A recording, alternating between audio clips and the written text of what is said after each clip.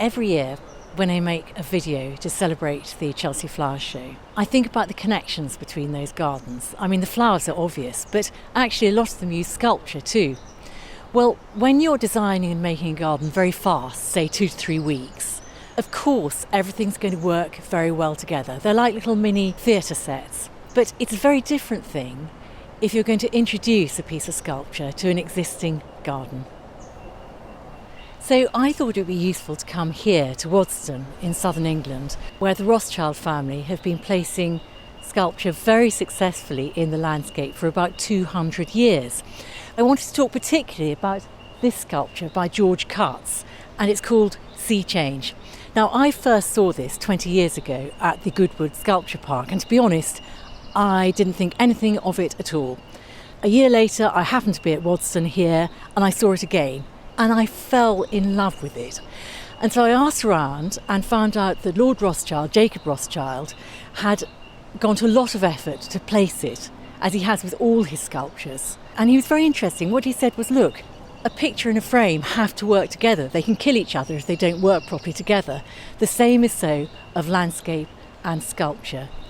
I absolutely love it. I love the fact that it's in a kind of continuum, really, of sculpture at Waddesdon, because Baron Ferdinand, who created the manor, peopled his grounds with a collection of sculpture, some of which were copies after the antique, some of which was 18th century. And so this piece by George is really the continuation. It's Lord Rothschild doing the same thing, but bringing contemporary sculpture into the grounds. What Lord Rothschild said about placing this sculpture is that, well, he said rather poetically that he had used George Cutts' eyes to help him, so they'd work together to place this sculpture. Well, why does it work so well? Well, it's these fantastic sensuous curves. They reflect the curves from the ivy and the roses around the trees. And the other thing, of course, is the steel, if that's what it is, I assume it is, makes a wonderful contrast to the leaves and the wood and the softness of all the foliage.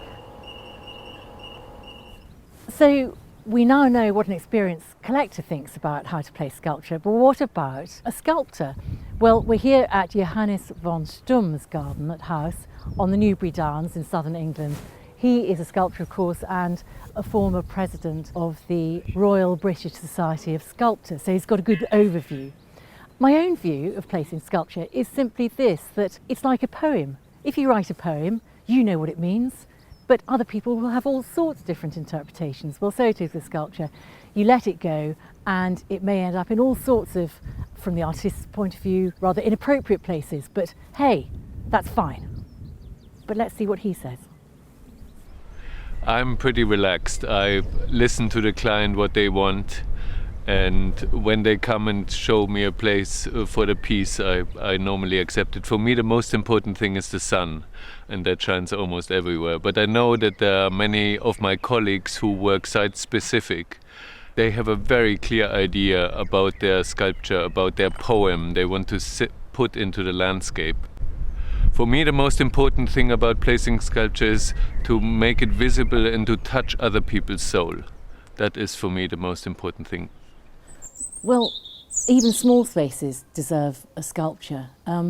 This is my small space in central Oxford, a mere 20 metres.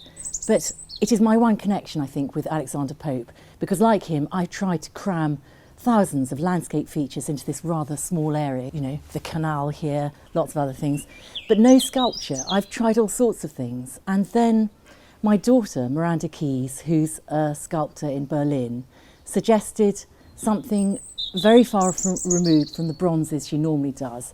And it's this rather wonderful glass Botero foot fountain sculpture. So let's see if it works. My Glory assistant Josh will turn it on.